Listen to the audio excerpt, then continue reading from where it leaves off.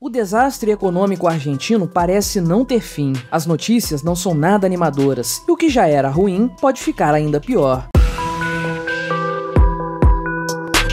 Este é o Visão Libertária, sua fonte de informações descentralizadas e distribuídas. Este artigo foi revisado por Donda, escrito, narrado e produzido por mim, Quintessência. Os dados da inflação na Argentina não cansam de nos surpreender. Após o índice do aumento de preços no país acumular quase 100% no ano passado, a marca dos 3 dígitos finalmente foi superada. De acordo com o Instituto Nacional de Estatísticas e Censos, a inflação acumulada nos últimos 12 meses na Argentina atingiu os inacreditáveis 102,5%, ou seja, os preços no país mais do que dobraram em um espaço de tempo de 12 meses. Essa taxa é a maior desde setembro de 1991, época em que vários países da América do Sul estavam mergulhados na hiperinflação, inclusive o Brasil. Apenas no mês de fevereiro, a inflação foi de 6,6%, maior do que a inflação brasileira no ano de 2022 inteiro. Essa é a realização da profecia feita por Bolsonaro no ano passado. O ex-presidente havia afirmado que a inflação mensal argentina era equivalente à inflação anual brasileira. E a previsão para o ano de 2023 não é nada animadora. O mercado já projeta uma inflação de 110% até o fim do ano. Mas, a bem da verdade, e sabendo que as coisas na Argentina não devem melhorar no curto prazo, talvez essa previsão seja até otimista. Essa situação se torna ainda mais delicada quando nos lembramos de que neste ano a Argentina fará eleições para presidente, governadores e legisladores. É certo que a insegurança política em anos eleitorais costuma piorar o cenário econômico. No caso argentino, porém, o contrário pode acontecer, e a atual crise econômica pode influenciar a escolha dos eleitores, principalmente no caso da presidência da República. O atual presidente, Alberto Fernandes, mais conhecido como poste da Cristina Kirchner, deve tentar a reeleição. Fernandes é bastante conhecido pela forma pouco convencional com que trata o problema da inflação, tendo atribuído a sua causa em diversas ocasiões a patifes, aos demônios e até mesmo se referindo à inflação como um problema psicológico. Porém, sua aprovação é de apenas 21%, o que torna o seu segundo mandato improvável e deixa a situação política argentina indefinida. De forma surpreendente, o libertário Javier Milei, que atualmente é deputado, aparece à frente nas pesquisas, faltando 8 meses para as eleições. Apesar disso, os candidatos ainda não foram definidos, o que implica dizer que essas pesquisas eleitorais ainda são bastante especulativas. De qualquer forma, é certo que há aí um impasse eleitoral. A economia argentina só poderá sair do buraco em que se encontra atualmente se o próximo governo adotar medidas econômicas drásticas, mudando por completo o rumo que o país tem seguido nos últimos anos. E esse tipo de medida geralmente é bastante impopular. Não dá para saber se a necessidade econômica vai vencer os interesses políticos nessa queda de braço. Caso o populismo vença, então os argentinos podem sim esperar uma inflação galopante pelos próximos anos. O fato é que, como libertários, nós sabemos bem que o problema da inflação não é uma exclusividade dos argentinos, sendo inerente a todos os governos ao redor do mundo. Em primeiro lugar, vale a pena lembrar a real definição de inflação, que é o aumento da base monetária. Ou seja, a inflação acontece quando o Estado imprime dinheiro e o injeta na economia. O que as agências estatais e a grande mídia afirmam ser inflação, ou seja, o aumento generalizado de preços, é apenas a consequência mais visível de uma inflação que já aconteceu. Para mais detalhes sobre esse tema, recomendamos o vídeo Por que é importante saber o que é inflação, do canal Ancapsu Classic. O link está na descrição deste vídeo. Acontece que a impressão de dinheiro é bastante conveniente para os interesses do Estado. Por um lado, isso permite aos políticos levar adiante seus projetos populistas, como benefícios sociais, obras públicas, aumento do salário dos funcionários do Estado, dentre outros. Por outro lado, a injeção de um dinheiro criado do nada na economia tende a ter um efeito positivo de curto prazo, embora vá destruir a economia do país ao longo dos anos. Essa falsa impressão de prosperidade é muito boa para a imagem do político. E como no caso das democracias ocidentais, um governante não fica por muitos anos no poder, esse tipo de medida é bastante tentadora. Afinal de contas, a bomba econômica só vai explodir no mandato dos seus sucessores. Dessa forma, a inflação se tornou um fenômeno disseminado por todos os países, funcionando como uma ferramenta estatal de manipulação da economia. Porém, não há dúvidas de que essa situação é mais acentuada em países governados por partidos populistas de viés socialista, como o da Argentina. Nesses casos, a impressão de dinheiro ocorre de maneira ainda mais desenfreada e a consequente escalada de preços é ainda mais cruel. Como esses governos fazem promessas de campanha que, na prática, são impossíveis de cumprir, a solução adotada é imprimir dinheiro para bancar a farra do gasto público. Por outro lado, esse tipo de governo tende a pressionar o setor produtivo, uma vez que eles encaram os empreendedores como exploradores da classe operária. Regulamentações e aumentos de impostos terminam por prejudicar a economia do país, potencializando os danos causados por um governo esquerdista. E quando a economia começa a dar sinais de fraqueza, os brilhantes políticos socialistas dobram a aposta e imprimem ainda mais dinheiro, perpetuando o ciclo da inflação. Uma hora após essa sucessão de erros, a casa vai cair. A Argentina vem cometendo os mesmos erros de forma recorrente há várias décadas. O país possui um setor público muito inchado. Apenas durante os governos de Cristina Kirchner, o número de funcionários públicos aumentou em 64%. Esse tipo de medida, naturalmente, tinha claros interesses eleitorais, mas a conta da farra econômica sempre chega. Aliado a esses gastos com o funcionalismo público, o custo de diversos programas sociais populistas pressionou a dívida argentina para cima. O resultado disso é que o país deu nada menos que 10 calotes em sua dívida pública, que segue crescendo. Além de todas as atrapalhadas na gestão da economia, os governos argentinos também insistem em prejudicar o setor privado. Quantidades enormes de regulamentações, controles de preços e de exportações, controle cambial, impostos extorsivos, tudo isso contribui para piorar ainda mais o cenário econômico do país. A Argentina é um verdadeiro estudo de caso, em que podemos analisar de forma empírica as atitudes que levaram um dos países mais ricos do mundo a se tornar o detentor de uma das maiores taxas de inflação da atualidade. E o responsável por essas atitudes equivocadas, como não poderia deixar de ser, é o Estado. Para sair do buraco, a Argentina precisa tomar o rumo oposto, mas isso dá trabalho e vai causar muita dor e sofrimento ao povo argentino num primeiro momento. É como um alcoólatra que busca abandonar o vício. As dores da abstinência vão castigá-lo num primeiro momento, mas após superar essa fase, ele terá uma qualidade de vida muito maior. Acontece que nenhum político gosta de sofrer as dores da abstinência econômica, e por isso, o que eles fazem é dar mais cachaça para o pinguço, ou, em linguagem econômica, eles preferem perpetuar o problema da inflação até que ele seja insustentável. No fim das contas, esse tipo de notícia serve para nos lembrar do real significado da inflação e do que está por trás desse fenômeno, e por consequência também nos lembra da realidade de que esse papelzinho colorido, que os políticos chamam de dinheiro, não vale absolutamente nada. O Estado detém o poder da máquina de imprimir dinheiro e continuará utilizando-a como bem entender. Enquanto isso, todos aqueles que continuarem confiando nessa moeda que não vale nada serão seriamente prejudicados. Os argentinos que continuaram confiando na moeda estatal do seu país perderam metade de seu poder de compra apenas no ano passado, e se continuarem confiando, perderão mais metade do que sobrou ainda este ano. Talvez, se Javier Milei for eleito para a presidência da República, a Argentina tenha a chance de sair desse buraco econômico nos próximos anos. Mas será que vale a pena apostar todas as fichas nisso? Confiar no Estado foi um erro que custou aos argentinos quase metade de seu patrimônio no ano passado, e a previsão para 2023 é ainda pior. Enquanto isso, o Bitcoin já se valorizou 60% em relação ao peso apenas este ano, o que significa que os argentinos estão buscando a melhor solução para o seu problema. No fim das contas, a verdade é que a melhor alternativa não é trocar o político que controla a moeda, mas sim trocar a moeda controlada pelos políticos por um dinheiro de verdade. Obrigado por sua audiência. Se você gostou deste vídeo, deixe o seu like e o compartilhe com seus amigos em suas redes sociais. Se você quiser ser notificado dos próximos vídeos, clique em se inscrever e depois no ícone da campainha. Até a próxima!